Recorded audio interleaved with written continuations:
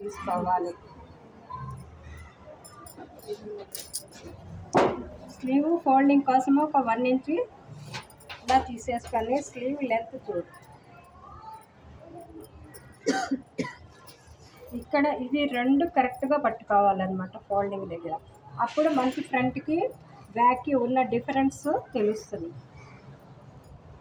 కరెక్ట్గా ఫోల్డింగ్ మీద ఫోల్డింగ్ పెట్టేసేసుకొని ముడతలు లేకుండా చూసుకొని మార్కింగ్ పెట్టుకోవాలి. ఖర్చు అంతా పైకి పెట్టేసుకొని ఇక్కడ కూడా ఖర్చు అంతా పైకి పెట్టుకోవాలన్నమాట. కుట్టుకోవాలి కదా, ఇలా పెట్టేసేసి ఏళ్ళు ఎంతవరకు ఖర్చు వస్తుందో అంతవరకు మార్క్ పెట్టుకోండి. ఇది ఈజీ మెథడ్ అన్నమాట. మీకు ఇప్పుడు వచ్చేసింది కదా, ఇక్కడ 1 ఇంచ్ నుంచి ఇలాగా తిప్పేసేయాలి.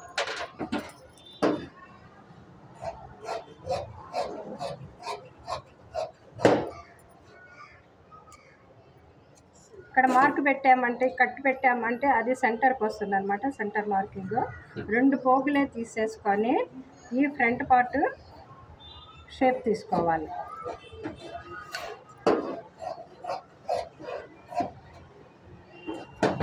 బ్యాక్ స్లీవ్ అయిపోయినాయి. ఇంకా ఫ్రంట్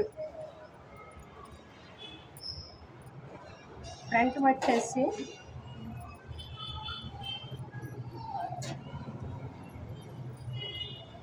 ఇలా క్రాస్ తీసుకోవాలి.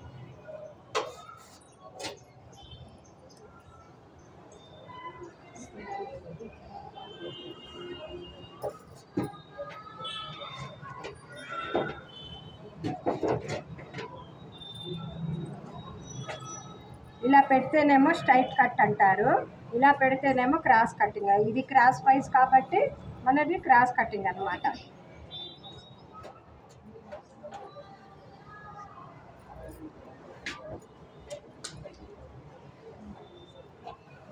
ఇలా గీసిన తర్వాత దీన్ని పక్కన పెట్టేసాను.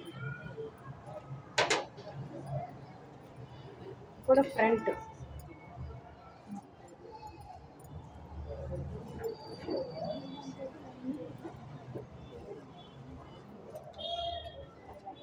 కరెక్ట్గా పెట్టేసుకొని ముడతలు లేకుండా చూసుకొని కొంచెం తగ్గించి లెక్క ఫ్రంట్ లెక్క చిన్నగానే ఉంది కదా చాలా.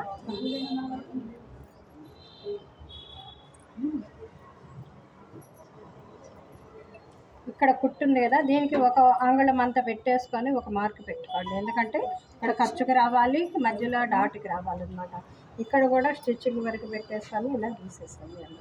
ఇప్పుడు ఫ్రంట్ పార్ట్ డాట్ ఇలా పట్టుకోండి. లాగద్దు, లాగితే క్రాస్ పైస్ కదా ఎక్కువ సాగుతుంది అనమాట. లాగకుండా ఇట్లా పెట్టేసి ఈ డాట్ ఇక్కడికి ఉందన్నమాట, డాట్కి పెట్టండి. ఇప్పుడు లూజ్ చూసుకోవాలి. ఇక్కడ ఖర్చు అంతా యువతలకి పెట్టేసి 3.5 ఇంచ్ ప్లస్ 9 ఇంచెస్ 9 ఇంచెస్ ఇక్కడ కూడా 9 ఇంచెస్ వస్తుంది.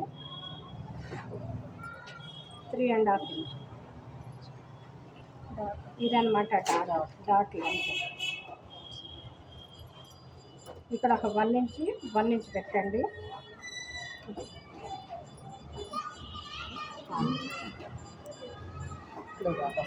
డాట్ నెక్స్ట్ ఇక్కడ ఉన్నది కదా ఫ్రంట్ ఒక 1/2 ఇంచ్ అంతా తీసేసుకొని క్రాస్ తీసేసేయాలి.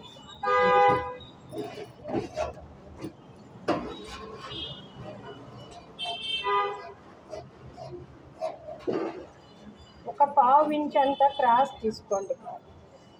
నెక్ పట్టినట్లుగా వస్తుంది అన్నమాట, లూజ్ లేకుండా. క్రాస్ తీసుకోవాలి.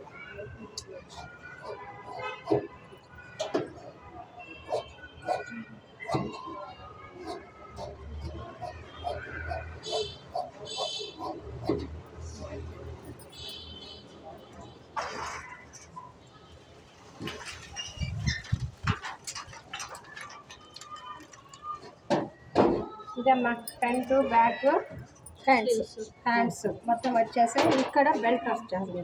బెల్ట్ తీసేస్తే సరిపోతుంది. ఓకేనా?